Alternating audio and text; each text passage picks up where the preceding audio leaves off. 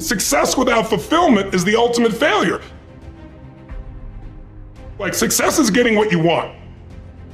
Fulfillment is living what you're made for. Fulfillment and success, they're not even the same universe. People ask me all the time, what does it take to be happy? And I always tell them it's really simple. One word, progress. Progress equals happiness. If you keep growing, you're gonna feel alive. And if you keep growing, you're gonna have more to give. It doesn't matter how many statues, Oscars they give you, or Emmys, or how much money you have in the bank. We've all seen people have all those things, and I get the phone call because they're depressed, or somebody commits suicide in that area. It's really an inner game, and I think that's what's missing for us today. Everybody's focusing on the outside world, and how there's a lot of things in the outside world you'll never be able to control. You can influence, but you can't control it. This, your mind, your emotions, your body, you have 100% control over what you do with these things, and that's where the game is won. Win the inner game, then you win the outer game. But a lot of people spent their life trying to win the outer game, they won and they're miserable. Someone can tell you your whole life you're a piece of crap, but you can say, screw you, read between the lines and make your life work. Someone can tell you your whole life you're beautiful, you're intelligent, you're the smartest person in the world, and you don't believe it. Because self-esteem doesn't come from what people say about you. Self-esteem is earned within yourself. It's esteem for yourself, which only comes by doing things that are incredibly difficult, and then your brain goes, this is who I am. You really gotta figure out what you're made for, and nobody knows in the beginning.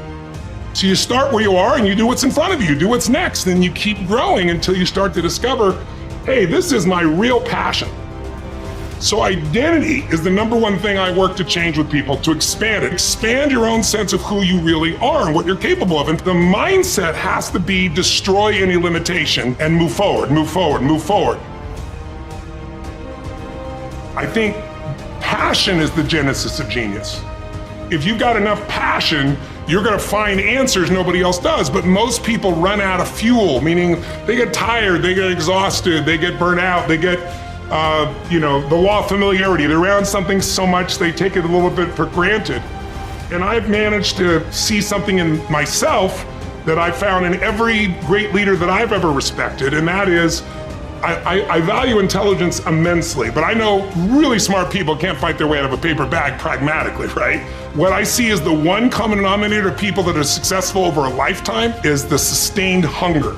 Hunger is the number one factor. You need to be good at pattern recognition, and that's what gets somebody strong at anything. I mean, you look at, why is Amazon doing so well? You realize one pattern was valued over anything else, convenience, right? If you look at Tom Brady, a friend of mine, he's got pattern recognition like nobody else at 43 years old. He's able to do things no one dreamed could be done. He's got more Super Bowl rings than any team. See, what do they see that none of us see? What's the pattern? Then you gotta learn pattern utilization. It's one thing to see it, it's another thing to use it.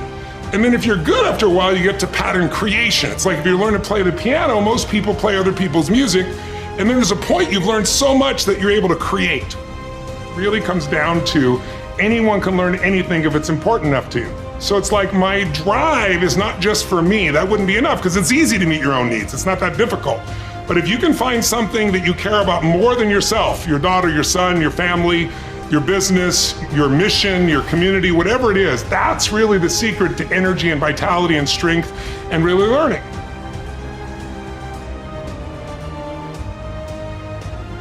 One of the things I want to do with people during this challenge is take things that seem so complex and make them so simple so you do it. Get it really simple, things you can do right now to change your life. You can go to experience it that day, and then you get momentum. Day 1, day 2, day 3, day 4, and all of a sudden now what used to be hard to do is easy to do. And I think for anyone, you gotta understand anyone can learn anything if you can just break it down to its simple core, and that's what I try to do most. A year ago, people thought we were coming out of, we got vaccines now, and we're coming out of COVID, and it's gonna be all over now, and people are excited.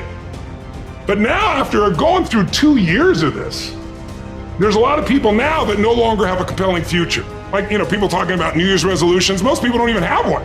Because it's like, they never followed through anyway, right? But at least they had something to look forward to. They're starting to get into learned helplessness. Learned helplessness is when something is so bad over and over again, you start thinking the problem's permanent. No problem is permanent. Or you start thinking the problem's pervasive because I haven't handled my finances, my whole world's over. Or because my relationship's bad, my whole world's over. Your life is bigger than that. My goal right now is to shake that up for people. People need a new perspective, and you can't do it by just sitting and thinking. You gotta move your body, you gotta change your energy and your focus. But if I get you into a higher state of being, mentally, emotionally, physically, then all of a sudden you start remembering who you are and you start coming up with answers that you never even thought were possible before.